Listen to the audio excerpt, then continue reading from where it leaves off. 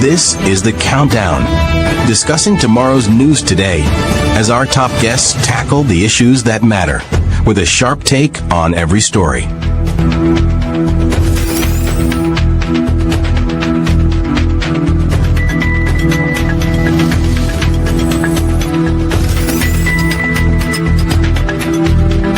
And now, here are your hosts, Andrew Weeks and Onyx Duncan. A very good morning and welcome to another edition of The Countdown. It is the 2nd of March already. Could you imagine that? The 2nd of March. And we are in the first quarter of the year already. And I want to welcome you to our broadcast. Again, we have in the green room the chairman of Linden, the regional chairman of Linden, Mr. Deron Adams, and he'll be talking to us this morning on a number of matters that is taking place in Linden. Some of it not nice, some of it nice, and it is no love lost as we continue to see that the PP government continue to try to stifle this region because it is won by the coalition government when it was in power, and even before when the coalition government left, was out of power, they won it in a landslide victory during the last local government elections.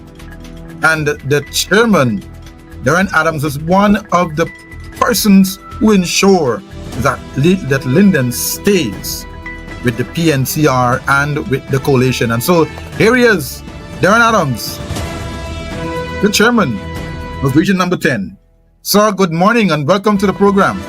Good morning, Andrew. Thank you for having me. It's always a pleasure. Oh, I know it always. I know it's always a pleasure having you on our show. Sir, welcome to the first time on the Countdown. Since we started late last year, we have had a number of your colleagues in the room.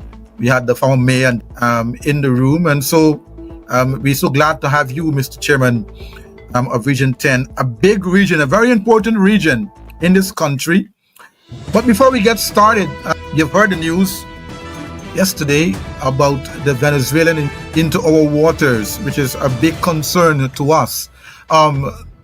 Break some news. What are your thoughts on this? Do you think that they will come back again, or do you think they have gotten enough, pushback from the international community to stay out of Guyana's waters and to follow the ICJ orders? What are your thoughts? Well, Guyana is in crisis right now, as you know. We have been dealing with this issue with the Venezuelans, who over the past couple of years have been attempting to agitate an issue that has already been settled, and attempting to take control of Guyana's territorial, part of Guyana's territory. We must continue to stand united on this issue. We have seen an influx of Venezuelans coming into our region, coming into our country. Persons are afraid. Residents have been expressing unease over the numbers of Venezuelans that have been coming in. And I want to call on all of our international partners to continue to stand with us as we fight for what rightfully belongs to Guyana. This matter was settled many years ago by the British, and we are not going to even entertain the conversation. It is not a dispute, as the Venezuelans are trying to indicate to the world. This matter has been settled and the territory belongs to Guyana. And we must be allowed to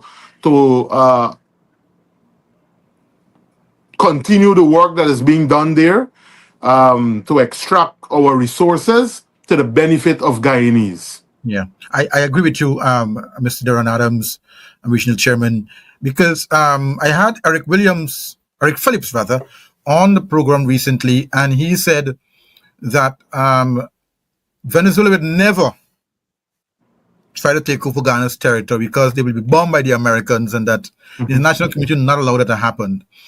He said what we should be concerned about is not the overthrowing or the taking over of from without, but the taking over from within, with the number of Venezuelans that we have here in this country, which is a threat to national security. And it seems that the government of the day is not taking that threat seriously. How are you able to control those Venezuelans in your area, in inland, and how have they been able to, to incur on your little resources that you have in your community, healthcare, and all the other stuff of that? How are you able to manage that with the Venezuelans coming in? Because the government said they're workers, they're workers. But as I said, it has been impacting negatively on our residents here. We have been getting a number of reports. We have seen a growing number of undocumented persons and illegal immigrants, particularly Venezuelans, here in the Upper Demerara Berbice regions. Persons are fearful for their lives. These persons have now taken another step where they're going and squatting on persons' land, on people's land in the Emilia's Ward area, in the Wizrock area. One woman indicated just last year that over 20 Venezuelans, young people entered her yard. They wanted items to eat. And we have seen right here in the business hub for our town, things that were never occasioned before. Prostitution, women doing things that we have never witnessed. I have had to intervene in several matters where persons who reached out to assist them, they actually attempted to take control of those persons' homes and properties. And those matters had to be dealt with by the police. And so we're seeing an aggressive group of people. And at the same time, we're seeing Guyanese who are fearful for their lives. But the government continue to brush aside this matter, to not deal with it frontally. We saw the Foreign Affairs Minister come to the region. I firmly believe that there is a hidden political agenda, and they are accommodating these persons because they maybe are attempting to manipulate and have them participate in our electoral process. And so you can't just turn a blind eye to the atrocities or what they're attempting to do, and at the same time, you want to use them because you believe that they may be helpful to you in the upcoming general and regional elections. As I said, I personally believe there's a hidden political agenda, and we have to remain vigilant and get down to the bottom of what it is. And we have already said it, that we will not allow and tolerate persons who are not eligible to vote in our elections participating in our general and regional elections. The leader of the opposition spoke candidly on this matter. There will be a pushback, and that is something that the government of the day needs to take note of. I mean, they're being called for biometrics. The then leader of the opposition, Barry Jagdeo, now vice president of the country, he had called for biometrics and he had called for a whole set of stuff. Yeah. What are your thoughts on this recently? Because the chairman of GCOM is saying, yes, we're going to have biometric, but not now when the elections are over. Well, the People's Progressive Party, oftentimes when they were in opposition, they called for it. It's in the Stabrook News. They did a live interview. And now, all of a sudden, it is not something that is at the top of the agenda for them. I was a part of the recount process, and I saw massive voter fraud, particularly in PPP strongholds on the East Coast, where 40-plus ballot boxes were compromised. Statutory documents were not in the ballot boxes. persons apparently were involved in multiple voting, and that is something that biometrics will be able to flag and prevent. And so any administration or political party that is not interested in seeing free, fair, and credible elections is seeking to create problems and confusion, and we can likely see things quickly getting out of control. We've seen countries like Ghana, I think it was, that have millions of people do biometrics in 3 months. Guyana, that just have about 750,000. We should be able to do biometrics in under a month. And so we'll continue to call for it so that we can have a credible elections and one that will see us not having any kind of disturbance or so in the end. To do otherwise is to say that the possibility exists that we are heading down that road.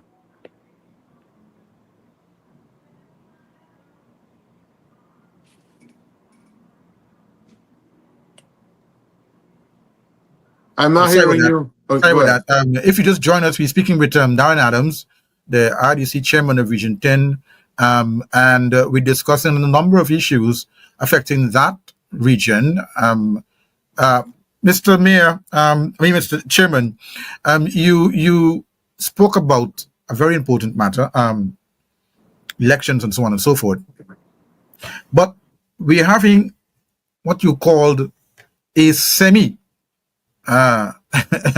registration process going on in your region and throughout the country in the form of cash grant, right? They are asking you to take a picture, hold up your check, scanning all your data, and getting all the information pertaining to you, the individual. And they're saying now that identifies you for eligible for your check.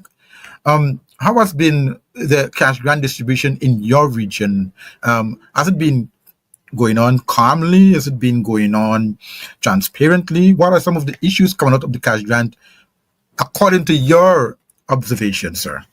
Well, it has been chaotic. I can tell you that the administration had no proper plan in place. Many persons are turning up, long lines. There's no proper system in place.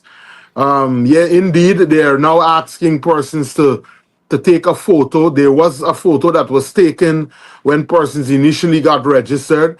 I don't see the need for an additional photo or not a photo being taken.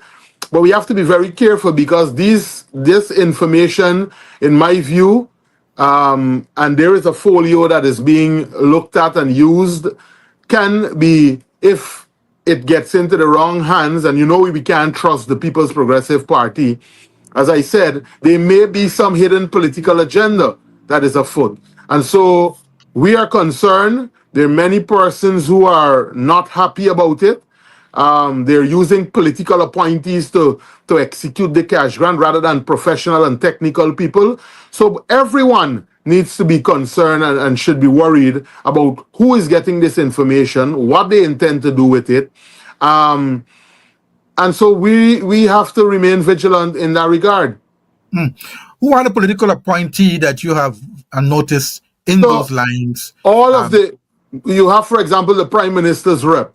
You have the regional executive officer. You have candidates who were in the 2023 elections for the People's Progressive Party that seems to can't recover from a democratic blow that they lost so many, votes and people did not vote for them. And so they are the ones who are in control of this operation and taking persons' photo across the region. Chaos and confusion is what the regional chairman calls it in Region 10. Let's jump to some other matters, Mr. Regional Chairman. You have a number of projects in your region going on. A number of roads being done, a number of roads being, if you want to call it, cast over with asphalt and call it done. A number of leftover projects for years. For instance, your track and field, so-called biggest track and field ground in the country, left undone, not finished as yet. What are some of the other issues that you have in terms of infrastructure in your region, according to your estimation, sir? So let me say this, Flynn. Many of the projects that you see being executed right now are projects that were delayed by this government, but projects that were initiated by the AP and UFC government. So for 5 years, we have had several projects that they inherited, but after 5 years can't be completed as yet. All coalition projects. And you mentioned them. The synthetic track, for example. This is the talent basket for the country. One would have thought that that would have been expedited. It's still not completed. The stadium, the pavilions have not been completed. You had the Linden to Muburu Road that they inherited from the coalition government, and they never wanted that project for 23 years. They did not did any studies on it or allocate resources to do it, thanks to the coalition government who approached the UK government, and we were able to receive 55 million sterling pounds. The Linden Suzac Highway, the feasibility study started under the coalition government. The first highway, young people should know, was built under the People's National Congress reform. And Still standing strong. Standing 60 years after. And this government, despite the feasibility study was in play when they took office in 2020, only activated those steps at the end of November, and now they're attempting to complete a 2-lane, not upgrading it to a 4-lane, so that we can have traffic going in one direction, recognizing that a lot of collision accidents, head-on collision, would usually occur on that highway. And one would have thought that with all the money that is circulating, we would have seen 2 additional lanes being constructed, but of course, it's the People's Progressive Party and Linden. We would have seen all. Not only that, Mr. Regional Chairman, because they had made a big promotion and a big hullabaloo about lighting up the whole of Linden Road. Now, what happens about that? What about that? That is not even. Well, Linden and Region 10 is darker now than it has ever been. And so there is a lot of infrastructure work that is being executed, yes, by the Ministry of Public Works, but in my view, sensible policies are not being adhered to in the execution of those works in the area of infrastructure. The work is not a part of a proper plan. For example, the first policy we moved here when I became regional chairman, and we continued it from my predecessors, is that emphasis should be placed on drainage. Here it is, you have a government allocating in 2025 2 drains for the entire region. 6,000.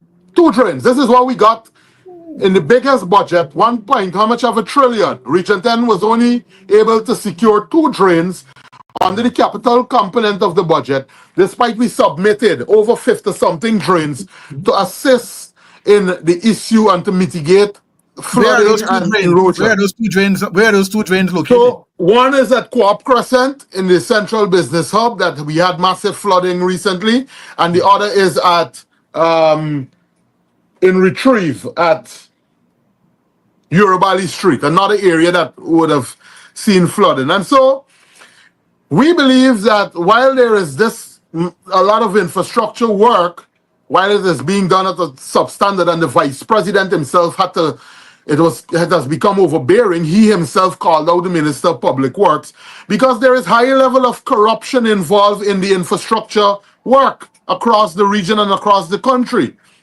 All right? Drains are collapsing weeks after. We see the Public Works Ministry come up and they did a road in front of the hospital, deteriorated days after.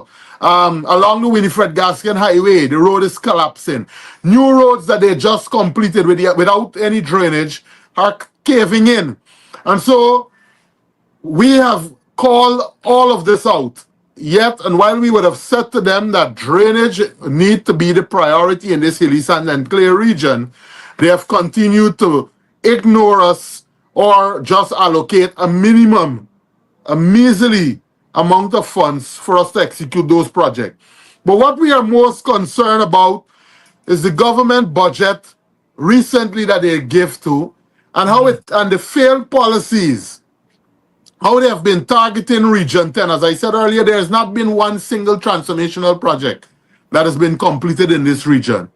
We have seen a case where many people, young people, have lost their jobs that they had and what we would have initiated, because we always had a plan of transition for our young people. When we train them under the Board of Industrial Training or in NDMA or in ICT, we always had a plan of transition for them. And this government came in, dismantled all of those programs. So we trained in PCA, Patient Care Assistant Program at the hospital.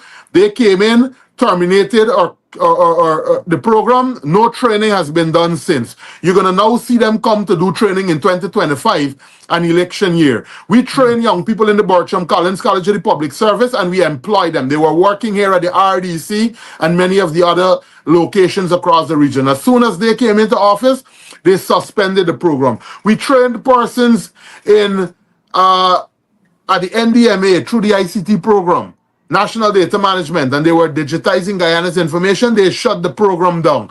St. John's Ambulance Brigade, young people again, cancel a program that was in place for over 50 years and sent home all the young people.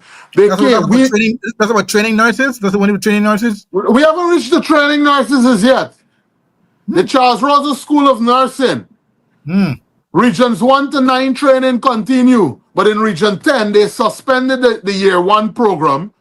And as we were approaching the 2025 elections, we saw them quickly put a program in place, and they're now doing an online program, which I understand is chaotic. And there are many other cases where we activated measures to target specifically our young people. You saw over 300 persons countrywide at GWI being fired, mostly Afro-Guyanese.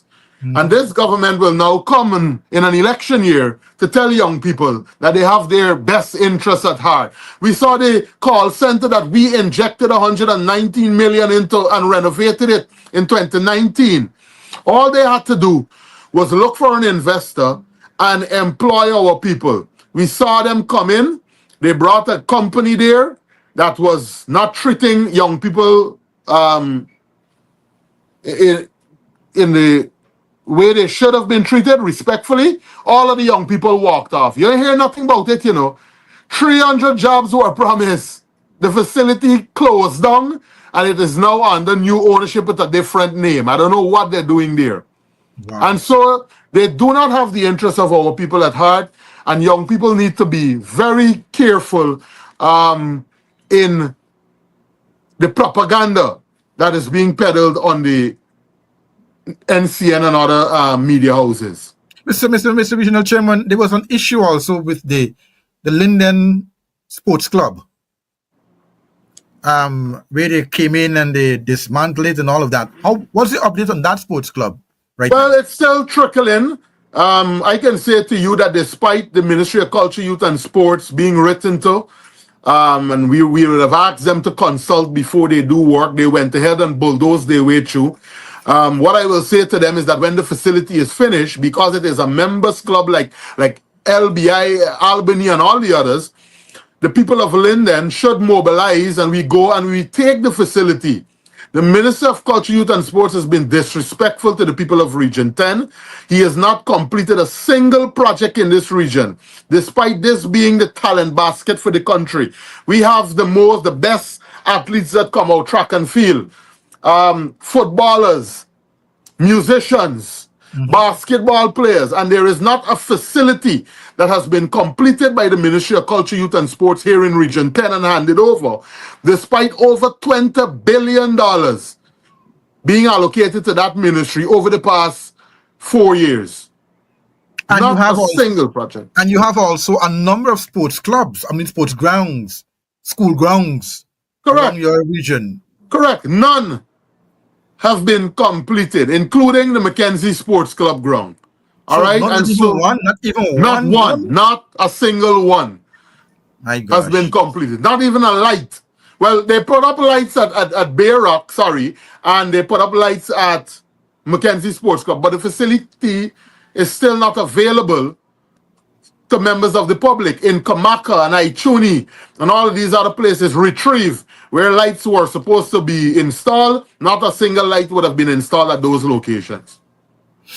Give us an update on your senior citizens in your region, especially when it comes to NIS and the transformation of the handing out of NIS and all the other hustle and bustle when it comes to dealing with those young the seniors in your region. How has that been coming around? Well, let me say this to you. We go by a philosophy that to care for those who once cared for us should be one of the highest honor. Not with this government. We would have seen how senior citizens were treated at the Retrieve Darfolk home some years ago, where they attempted to convert that Darfolk home into a COVID quarantine facility, and the people of Retrieve stood up against them. They would have dumped all the senior citizens' craft outside of the facility, and then when we intervene, they backpedal. And then they promised the senior citizens that they were going to replace the equipment that got damaged, and they were going to assist them with some of the paraphernalia that they needed and they had requested. To date, the facility has not received any support from the government, and the senior citizens have been left to bear the blunt of it. They have no place to go. That facility was used on a Wednesday for them to go and play dominoes, etc. With the cash grant situation, we continue to see, as I indicated, senior citizens fainting. There wasn't a proper system in place. This government could have simply liaison with the elected officials here in the region, have us do the cash grant distribution by constituencies, get the elected councillors involved so that we can assist them in putting up the tents, the chairs, putting a proper system in place where persons can come based on the alphabetical order in which their names are aligned. Yes. And we would have worked with them. But they continue to show a level of disrespect to RDCs and NDCs. While the democratic credentials exist for these organizations, it will only occur if we have a competent government in place like the APNU, AFC, and if we have a government that is genuinely concerned about the social and economic well-being of our people, including our senior citizens. Sadly, the People's Progressive Party does not care about our people. They do not have their interests at heart. And, you know, we just need to get rid of them.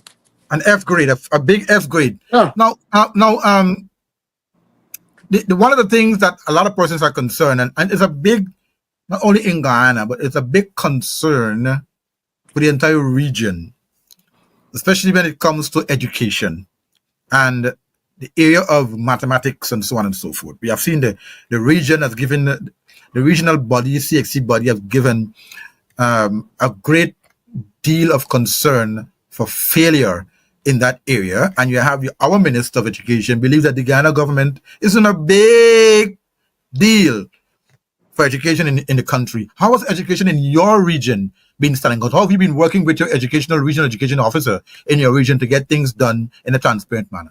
So we have been working closely with the regional education officer.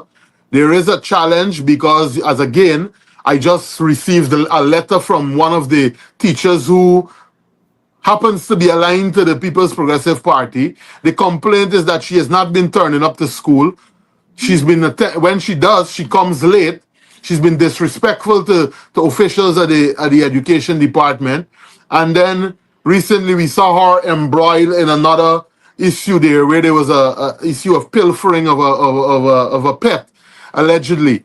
And so when you look at the figures and you do a comparative analysis of what was occasioned during our tenure, you see clearly that we had matters relating to the education sector and the welfare of our students.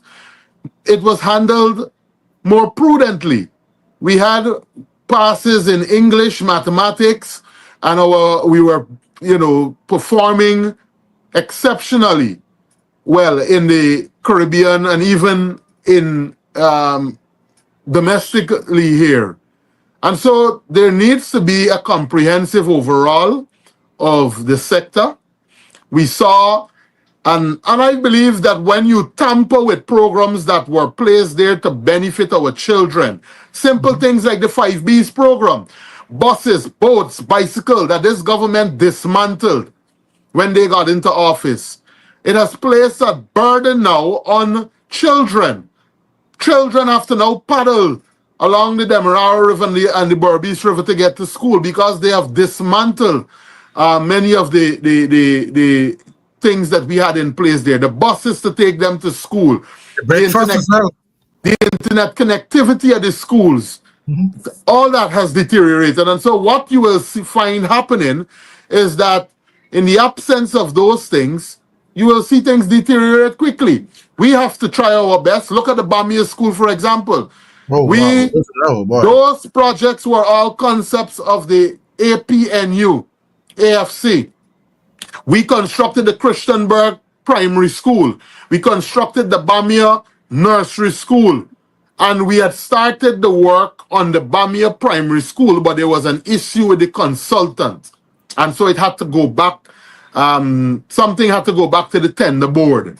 And that is the reason why that school was not sorted out. Look at the meals that they are giving to our children. And again, it's alleged that they are political persons who are preparing the meals for our children. When you look at what they're giving to them, it is not a nutritional or a balanced diet that they're receiving. And so these things need to be addressed. We as policy makers have been calling it out. And we hope that, if not addressed within the earliest possible time, our people will just have to wait until the coalition gets back into office so that we can put the education sector back on the right track and where it rightfully belongs. I hear you. If you just join us, we are speaking with the RDC chairman of Region Number 10, the Honorable Deron Adams. He is giving us an update of what's happening in his region. And you can just send a text, pass the word around that the RDC chairman, Deron Adams, is on the air, and he is bringing us up to date in terms of what's happening in his region, Region 10. Oh, Mr. Adams, I know that one of the big things he spoke about is healthcare. We touched about that a little bit. But you have a new regional health officer in your region. You have what is the state of the hospital at Linden right now? Well, let me say this to you. So the People's Progressive Party government inherited a healthcare system that was on the right track. We were training nurses, we were training doctors, we had the Charles Rosa School up and running, we had medicine and medical stuff coming in on a regular basis. There was not you were not hearing about shortages in drugs, etc. As soon as this government got into office, you recall they brought this guy Rudy Small, who was the CEO. Yeah. And he created havoc with our nurses and healthcare workers. To date, let's fast forward. We have seen under this government, the People's Progressive Party, over 200 nurses have resigned from this hospital and gone to left for the UK. Over 30 doctors has either resigned or have asked to be relocated to another region because of the pressure and the lack of resources that was occasioned during that period. So we got a new RHO, and we have seen some improvement somewhat in the health sector, but still there is a lot that needs to be had. When you look at the state of the Kokwani Hospital, the Upper Demerara Hospital, I mean, a lot of money has been budgeted for it this year. We hope that very quickly we can see work being done to improve healthcare delivery in Region 10.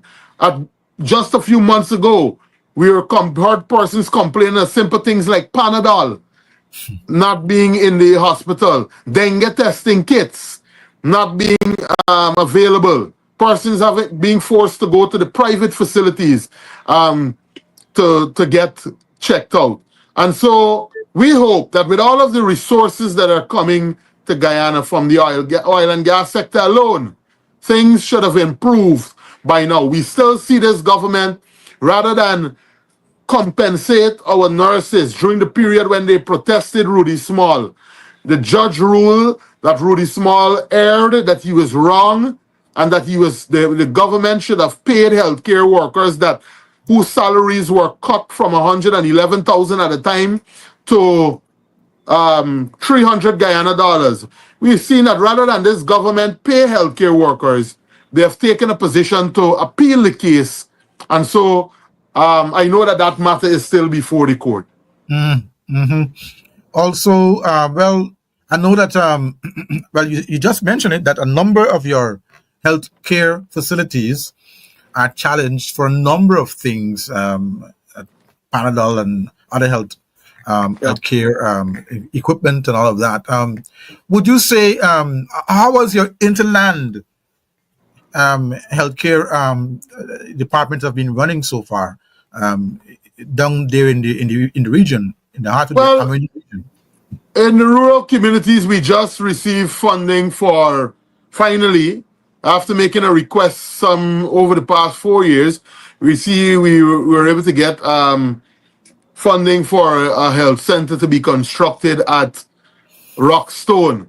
Along the Berbice River, the issues and challenges that you will hear narrated by doctors, like the doctor at Temeri, it's the same thing persons along the Berbice River are experiencing.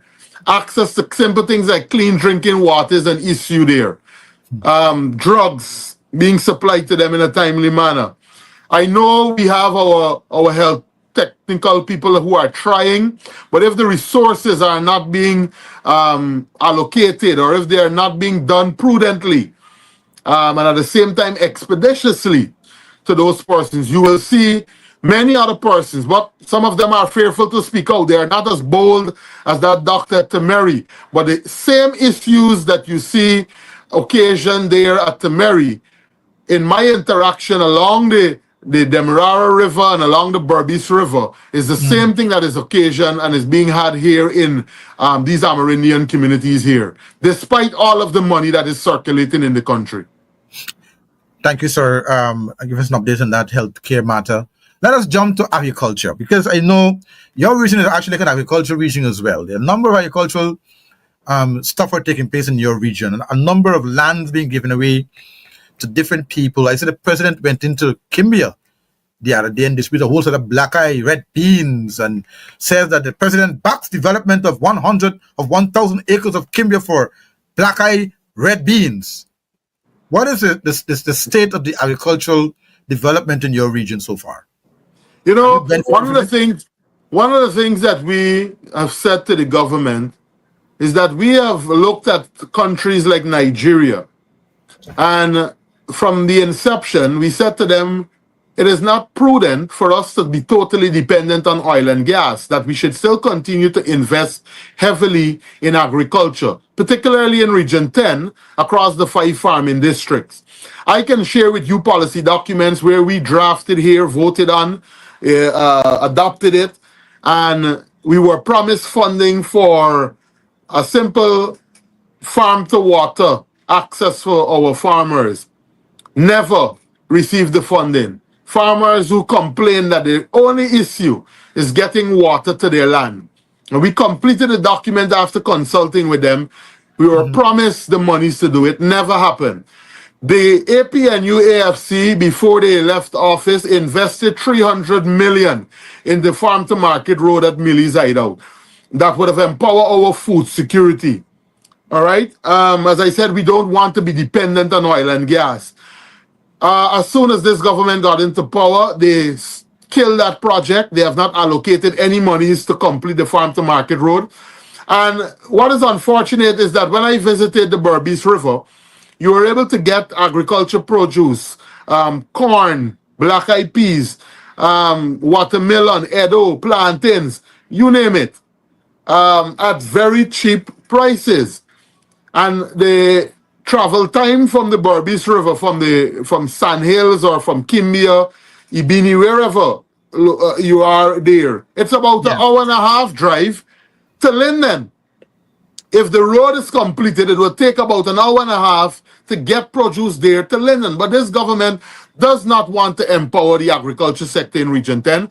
I believe it was the very Minister of Finance, when asked about resources coming to boost agriculture, boldly said that other regions have a comparative advantage over Region 10, and that is why we would never be supported in that sector. This has to end.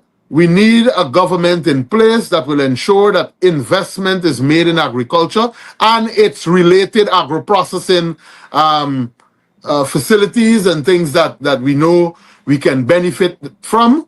And I believe that that will be something high on the agenda of a coalition government when we are elected.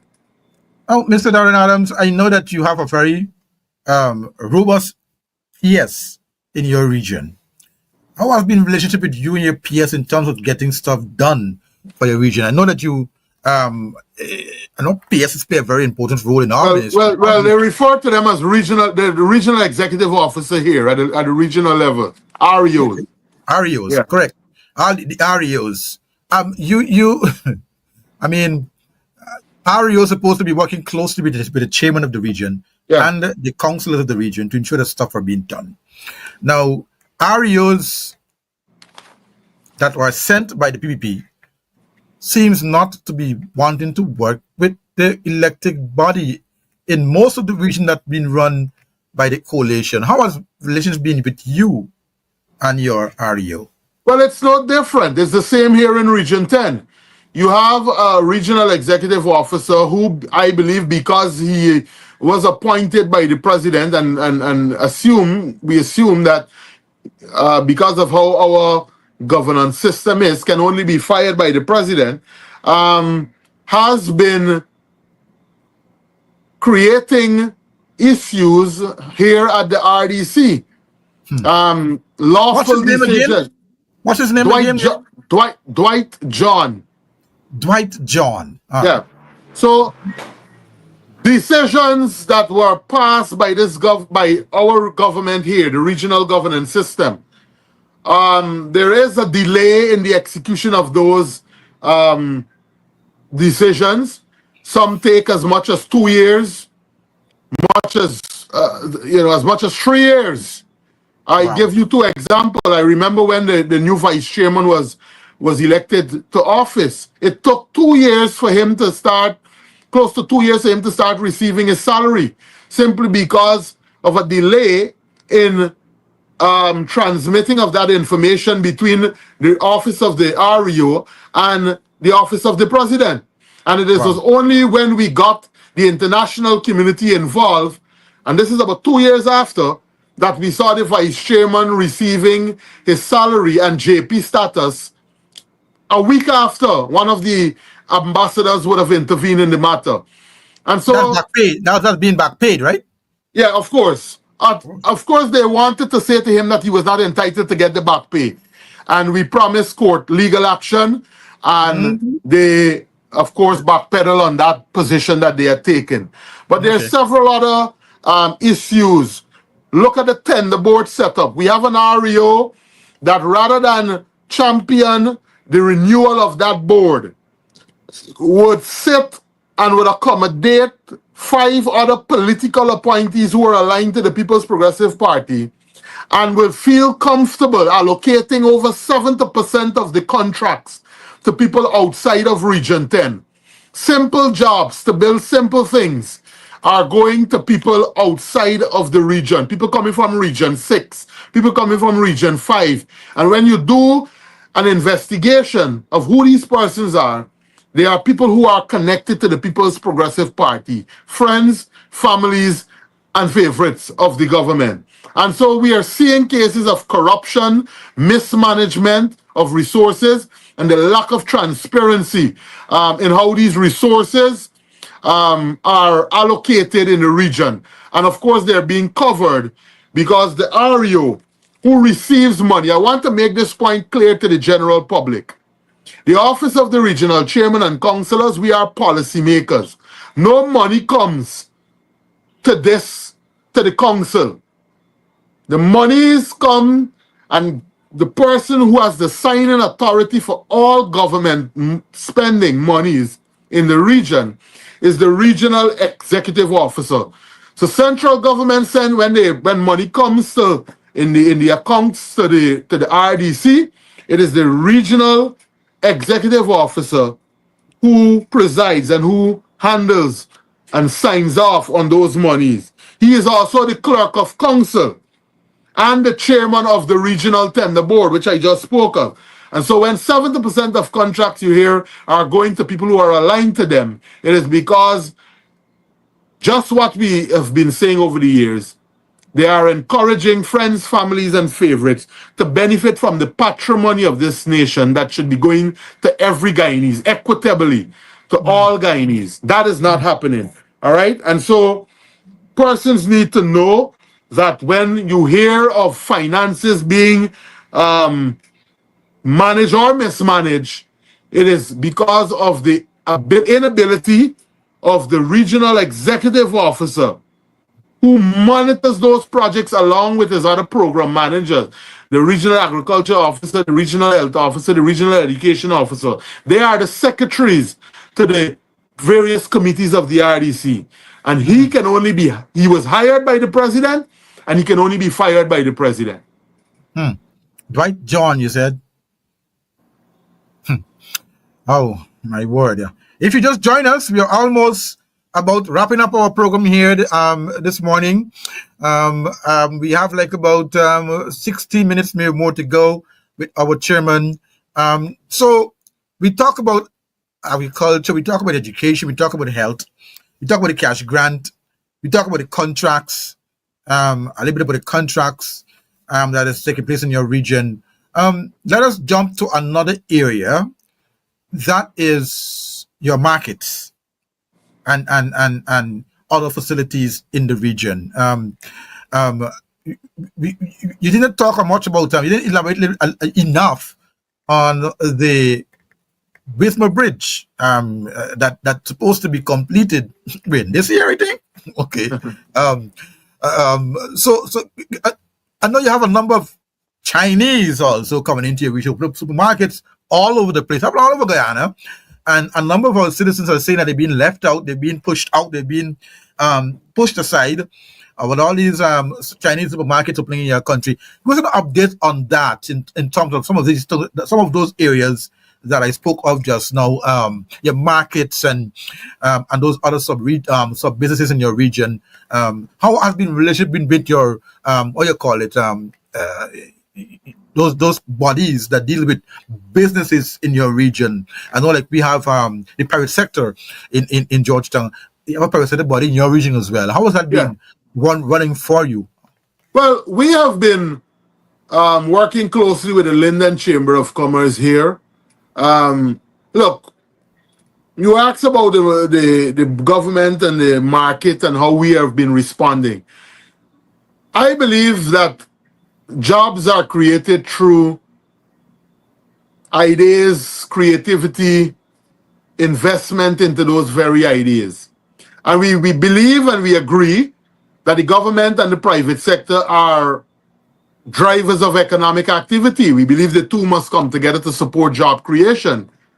We also believe that entrepreneurship is a powerful tool to reduce the unemployment rate. Think about it. If everyone is given the resources, whether it's from Small Business Bureau or from Linden Enterprise Network, to kickstart their business, and they can employ 2 to 3 persons within the region, just like what the Chinese are doing, but they're getting the support from their government, and they're coming and they're able to spread and expand, etc. Why is the same not happening in Region 10 with this government? It's simply because, why? This is an opposition control region. There is I don't know, the government is bent on not supporting young entrepreneurs who are desirous of becoming entrepreneurial pioneer, marketing maybe new products and services. A lot of young people with great ideas. One asks themselves the question, Here is a facility, Linden Enterprise Network, for the past 5 years, has about 300 million sitting in an account that the David Granger administration and the APNU AFC left to support small businesses. All that is required is for a board to be put in place, for them to review, endorse, make the necessary recommendations so that these persons can be supported in their small business endeavors.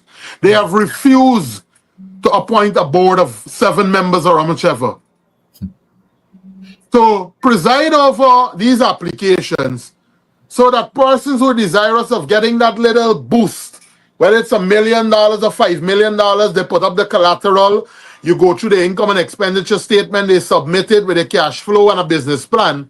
Why would any government that claims that it love Linden and love Region 10 deny our people access to that fund? And when MP Jaretta Finance attempted to ask the Minister of Finance, for the past 3 years, she's been asking him, I'm grilling him.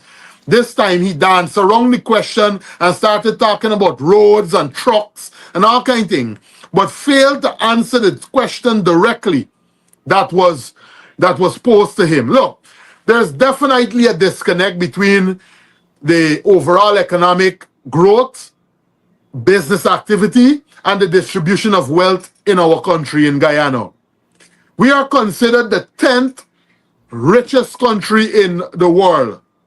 But how is this wealth being shared among the population is another thing.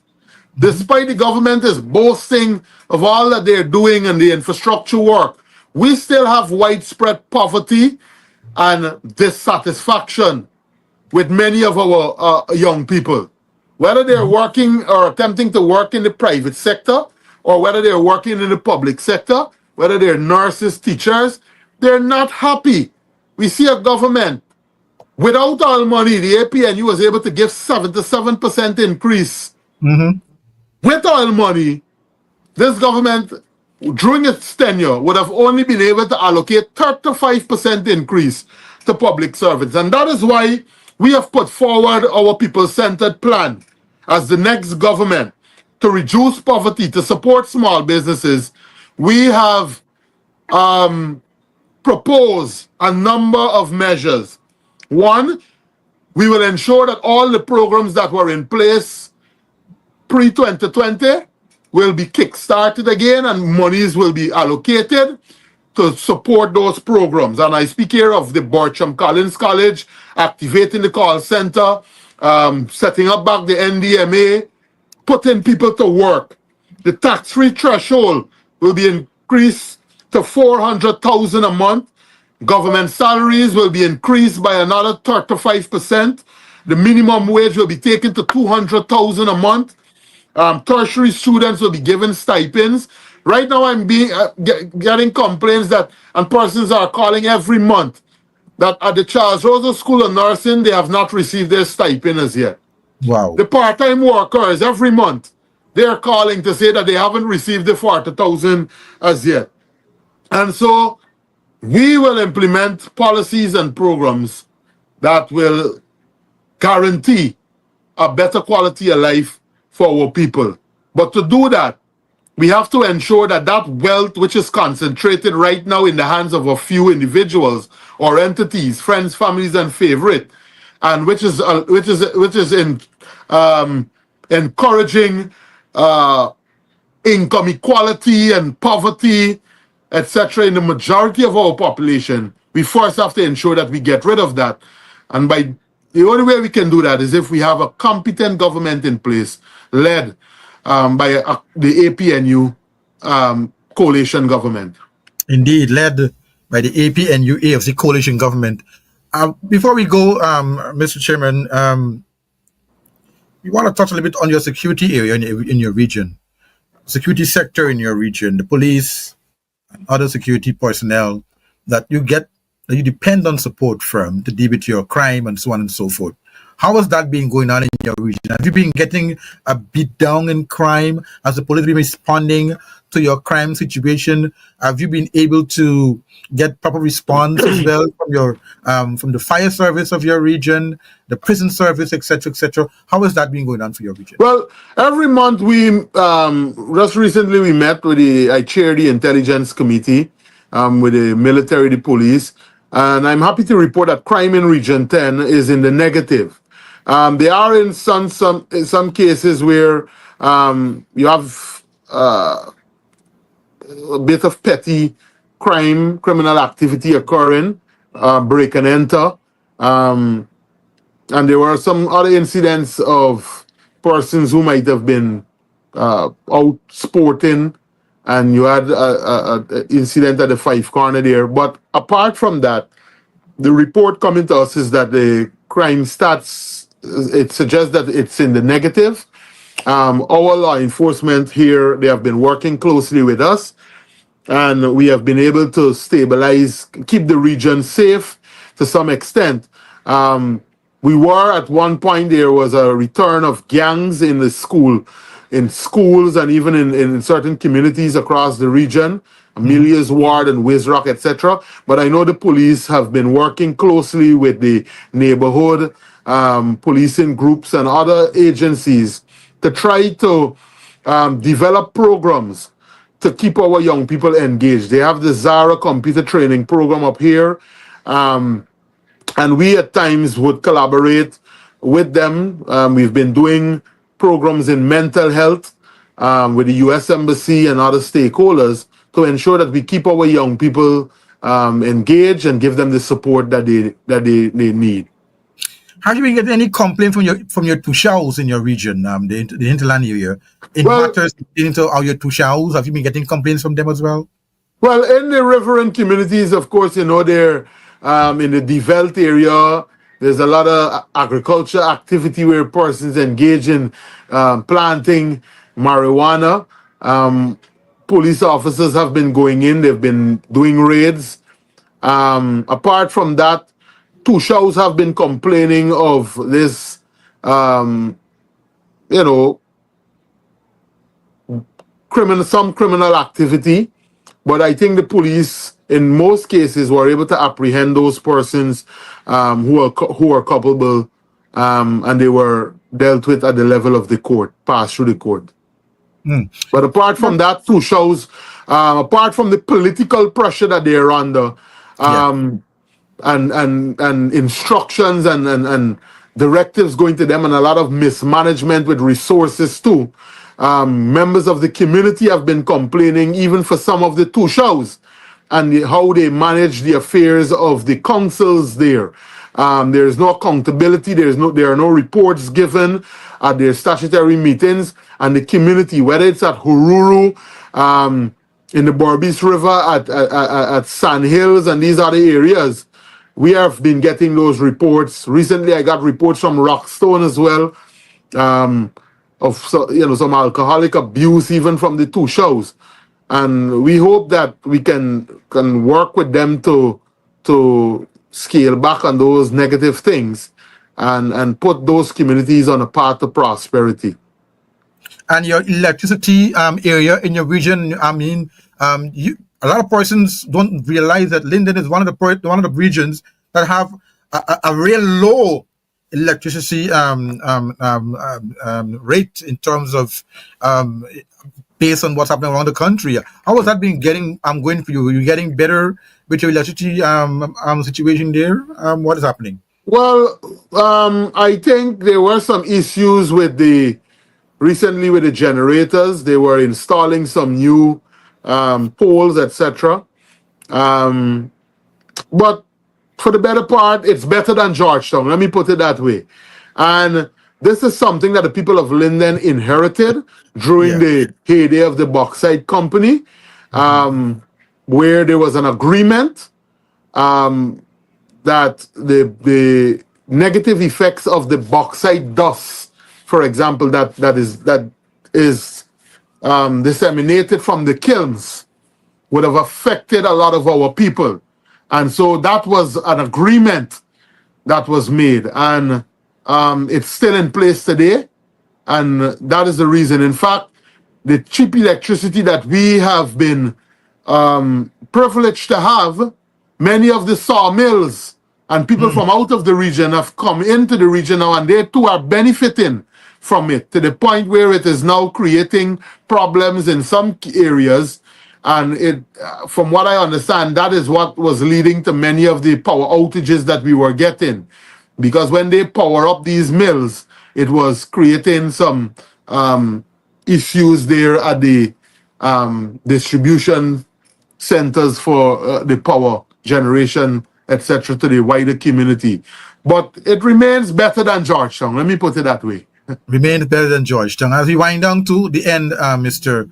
RDC Chair, a lot of persons been talking about and the amount of lumber trucks and other trucks that are passing through your region. And how has that been going? Have you been getting any tax from them? Have they been going to the tolls and paying their fees? They've been weighed and getting their fees paid to the region. How has that been? How have you been able to control that? Well, those matters really and truly fall under the municipality. I know they have been getting some issues there where trucks are refusing to pay their taxes as they come in, and most of these trucks are people are owned by persons who are aligned to the government, and they're refusing to pay the fees. I think that matter is currently before the municipality, but I would prefer to have the mayor comment on it, since those are matters that fall under the jurisdiction of the Linden mayor and town council. Yeah. As we go out, Mr. RDC Chair, tomorrow is a big day in your region. You're having MASH in your region, man. A matter of fact, today, I should say, is a big day in your region. You're having MASH for money in your region. How is plans coming up for that? Are you prepared to put on your costume and head out the road into the sun? Of course, we will be out there tomorrow. There are a number of activities planned. I just want to let the public know that despite we would have made recommendations and we would have written letters to central government, and when ministers did not respond, we wrote to the president himself asking that the floats that were used on the 23rd be distributed evenly, or even if not evenly, that some amount of the floats from the ministries come to Linden while you send some to Berbice. Over the past 4 years, all of the floats after the 23rd were sent to Berbice. This is despite Region 10 and Linden being the initiator of Mashramani. We are the originators. We debuted it, and it took on a national front, and now it's being given that prominence in the city. However, to be treated in this manner, where despite we made the recommendations that some of the floats come to Region 10, we wrote the Prime Minister, who is a Lindener, and still for the past 4 years, and we are predicting that this year too we may see the same thing being occasioned, where no floats will be sent from Georgetown to Linden. And so we at the RDC were able to put one float out. Our budget was not increased. The same monies that we got for national and other events under the administration and finance is the same amount we got this year. They did not increase it. And so residents, while I know they may be coming out expecting 1, 2, 3, 4 floats, I am saying to them that that may not be the case, because the government has refused to send additional floats to Linden, and have opted to pursue a path that they have been pursuing for the past 4 years, which is to send all of the floats to Berbice. Nevertheless, we will go out and have fun. That will not stop us. We will go out and we will walk from the Bay Rock Community Ground all the way to the Retrieve Ground, and we will, enjoy ourselves. We know how to have fun. We know how to have fun here in Linden. Well, you started it, so you must know how to have fun. Exactly.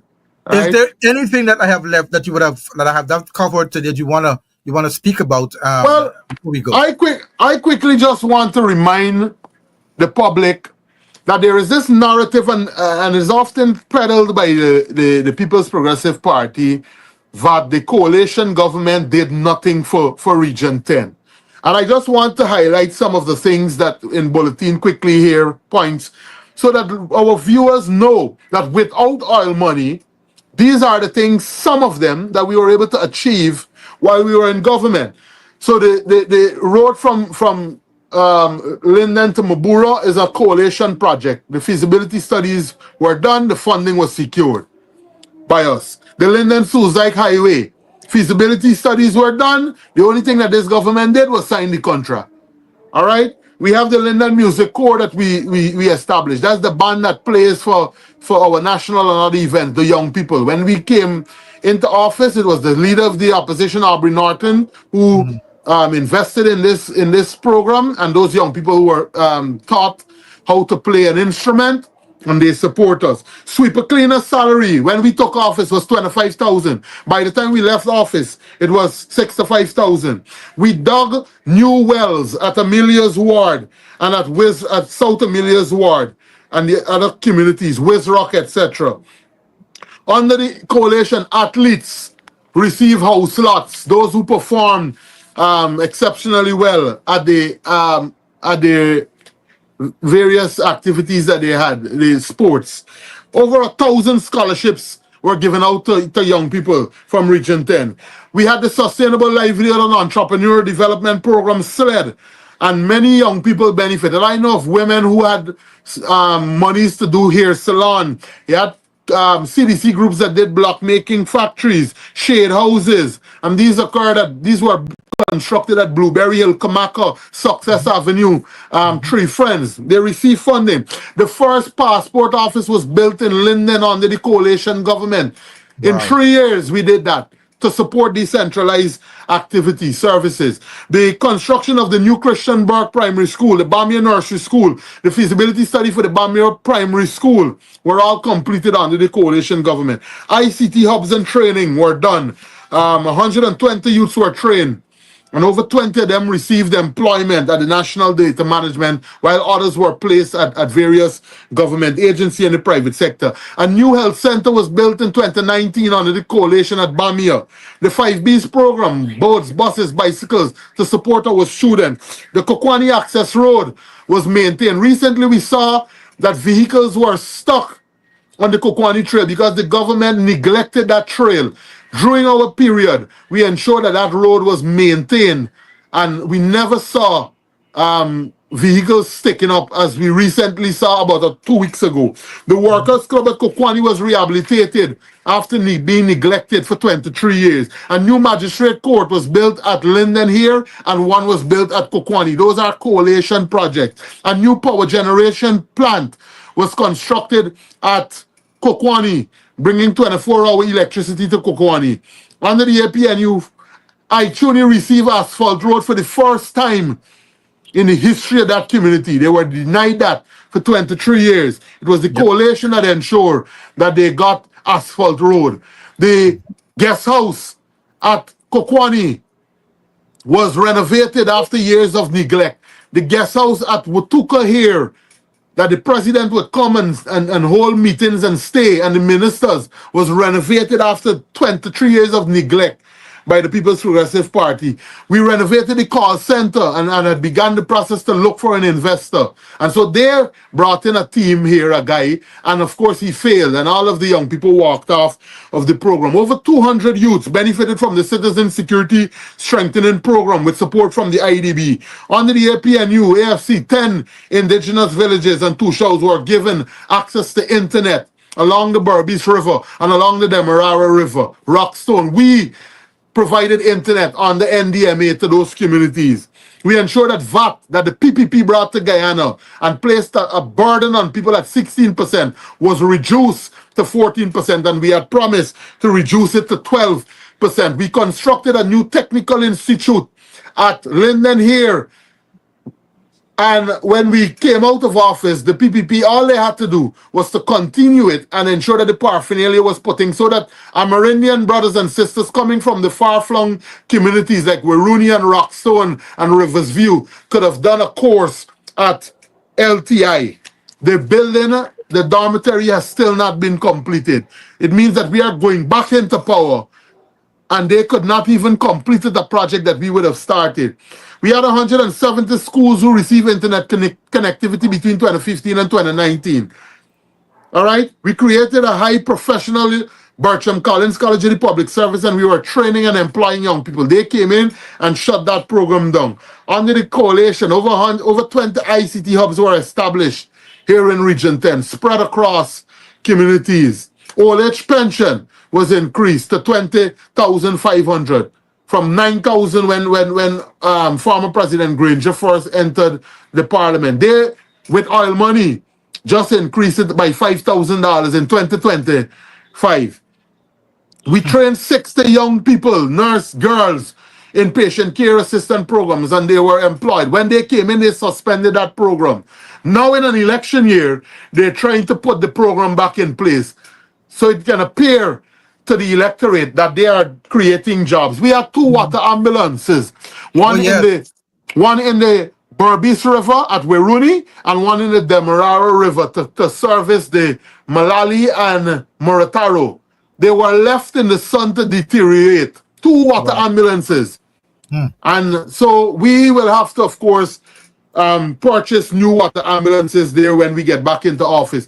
We ensure that Burnham Drive and Winifred Gaston Highway street lights were installed within the first year of the coalition taking office. All the lights are now out of order.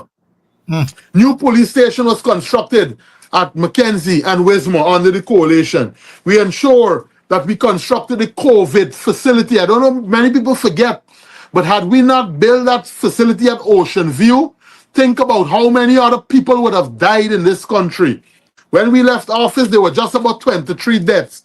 And despite we constructed that facility, the death toll increased from 23 when we left office to 1,000 and something under the People's Progressive Party. And so do not be fooled. What they have been doing since they came into office, I can list that for you. I don't know if time will permit. I have time. What they would have done since they took office, this is what they did. This is their track record, and I'm going to read out. They wanted to stop the road from Linden to Lethem. The UK government told them, if you don't proceed with the road, we are not going to leave the 55 million sterling pounds. If you check the People's Progressive Party manifesto, the 2020 manifesto, you will see no mention of a new 4-lane bridge across the Demerara River here at Linden. But they want to make it appear that they were the initiator of that project. We are the ones, if you check our manifesto, you will see it. You will see the bridge mentioned there, a 4-lane bridge across the Demerara River here at Linden. All right? And so that was a priority for us. We saw 70% of contracts going to people outside of the region under this government, to their friends, family, and favorite. Contracts for weeding along the Linden-Suzaik Highway is people from Region 3 and 6 is come and weed. Now people from Region 10 is get them contract. So don't let them bluff you. All right? We saw how they slashed the nurses' salary from $111,000 under Rudy Small to $300 Guyana dollars. Over 100 nurses took that home for 3 months. And when they appealed it and they fought it in court, they won. The government, rather than pay them, they appealed the case. And so Rudy Small was forced out of the region. He resigned. We saw how they treated nurses during the COVID-19. They placed handcuffs on the gates, locked out our healthcare workers, locked out our patients. A woman that had to do a surgery was turned away. A child that was there was turned away. And so if you look at the neglect that has occurred under their tenure, there is nothing that they have done. They suspended our Charles Rosa School of Nursing while the program continued in regions 1 to 9. These are things young people should know. And the persons who are doing that program were young people. And they told our young people that if they try to register in any other region, because many of them, after they recognized that the program was going to be discontinued in Region 10, they attempted to go to Region 4 and register. They told them that if they found them, they were going to blacklist them for life. Wow. All right? And so ask them when they come, why is the Linden Hospital Complex still without a board to preside over matters affecting the Linden Hospital Complex? Why is the synthetic track at Bay Rock still not completed? Those are all coalition projects. They dragged those projects out. All right? Suspended and crippled the Bartram Collins College of the Public Service. They fired the youths from the St. John's Ambulance Brigade, fired the youths from the National Data Management Agency, fired the young people, over 300 of them from GWI, Guyana Water Incorporated. Linden Hospital Complex, they fired all of the staff that was doing work there for the past 20-something years, mechanics, the AC man that went to repair the AC, the security firm that was there, and they placed PPP people and persons who are aligned to them. The LEN funding and the staff there are going through hell right now because the money has not been released. They fired persons from the Ministry of Housing, suspended and killed the 5B program, boats, buses, etc. All of those programs have been dismantled. But the COVID-19 cash grant is by far the greatest manifestation of the discriminatory practices of this government. In PPP strongholds, all they had to produce was the ID card. They think people forget. When they came to Region 10, you had to show proof of ownership of the land. You have to show title. And so many of the people are still with the pink slip that they left with them. And many of them did not receive the cash grant. They continue to dominate and try to control the RDCs and the municipalities from Georgetown, where people voted overwhelmingly for the APNUAFC, for their elected officials to preside here. While sugar workers will benefit from another severance pay and have been receiving billions of dollars from 2015 to now, the sugar industry has received over $130 billion and still continue to fail. And the government continues to inject billions of dollars into sugar. And so these are things that young people need to know. When they took office, they went on a campaign to remove people from the public assistance program here in Region 10. They installed a board that had all 8 members of the board were Indo-Guyanese, presiding over a region that is predominantly Afro-Guyanese, and they were insulting Afro-Guyanese when they attempted to sign up for the public assistance. During our time, we ensure that it was a bipartisan board. You had a member of the PPP on the board, a member of the WPA, a member of the AFC, a member of the PNC, presiding over the board. And so things went smoother, and persons were able to access the money. They came in, and all the members were people who are aligned to them and people who supported the PPP. How could you expect there to be fairness in the allocation of resources to persons who make a formal request for it? And so they denied us. A mere $9 million was allocated for an agro-processing facility where they put in 2 household blender. But in Berbice, at Enmore, $7.3 billion was given to that region. You see the disparity, you see the discriminatory practice.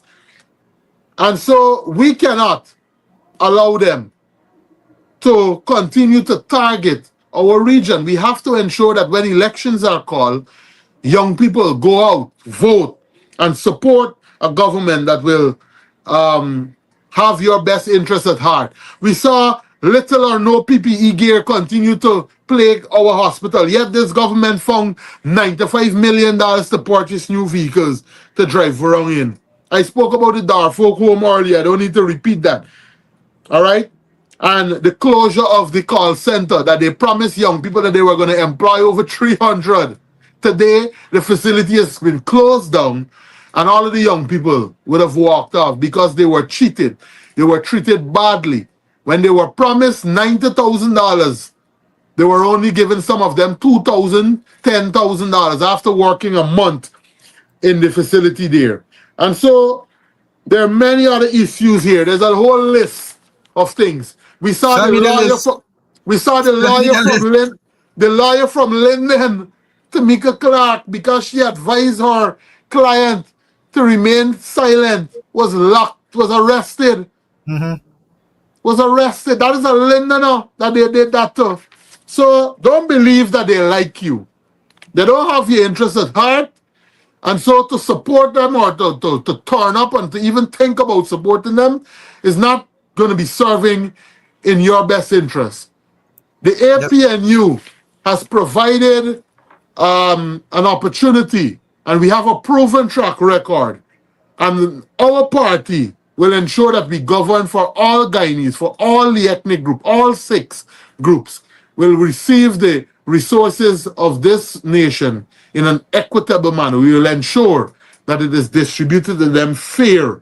We will promote and protect the interests of the poor, the vulnerable, women, youths, all categories, the disadvantaged, persons living with disability, single parents, the elderly, and our young people, including small and micro businesses, will receive the support of a coalition government when we return to office in a few months' time. Exactly, in a few months' time. Mr. Chairman, thank you so much for being on the program this morning.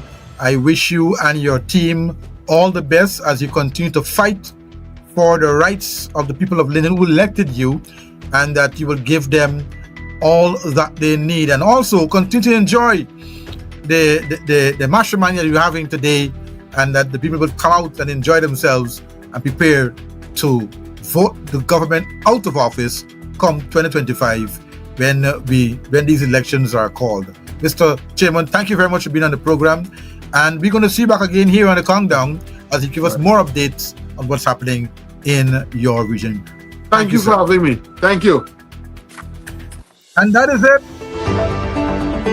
That's our program for this morning. We wish you all the best as you continue to, enjoy the rest of the day. And there are also, I think, masterminding going on in the region, in Berbice as well. And persons are going up there to enjoy themselves, and persons are going to Linden to enjoy themselves. So we're going to see you right back here again for another edition of the Countdown. Onyx Duncan is on assignment, and he should be back with me next program. On behalf of all of us here, our technical team, have a great rest of your day now. Goodbye.